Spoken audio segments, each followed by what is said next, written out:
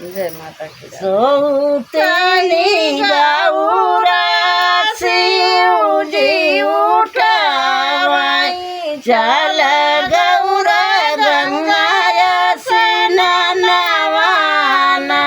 सोताई गौरा शिवजी जगावे चला गौरा चलिया स्नानवाना।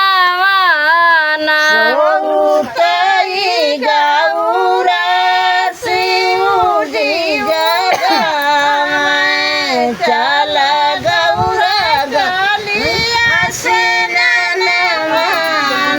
सोताई गौरा शिवजी जगावे चला गौरा चली आसनवाना। कैसे के चली शिव गंगाया स्नानवाना। हमारी गोदिया गणपति ललनवाना। चलबै गंगाया स्नानवाना। मोरी गोदी गणपत बाटे ललनवाना। चलबै गंगाया स्नानवाना। नहीं जबै शिव हम गंगाया स्नानवा। गोदी गणपति ललनवाना। नहीं जब शिवजी गंगाया स्नानवा। मोरी गोदी गणपति ललनवाना। चंदन खटोलवा पे गणपति बागे बागा मर ओढ़ावना। नाना जी कर रखवरवना।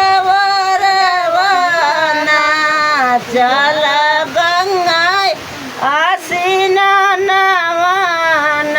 नंदी जी करिया बैठिया नंदी रखवरिया। कराय रखवरिया खवरिया।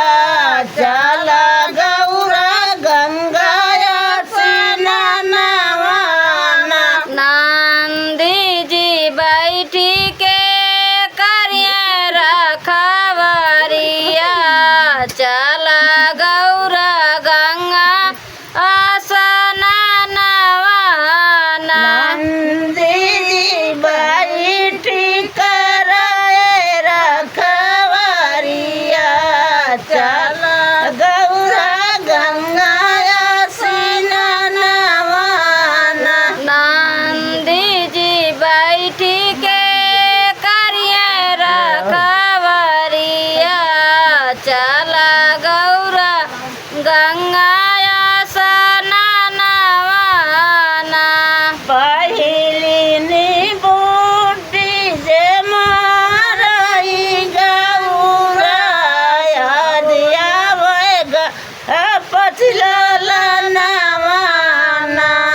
चल गौरा गंगाया स्नानवाना। चला गौरा गंगाया स्नानवाना। सौतई शिवजी जगावाई गौरा। चल गौरा गंगाया स्नानवाना।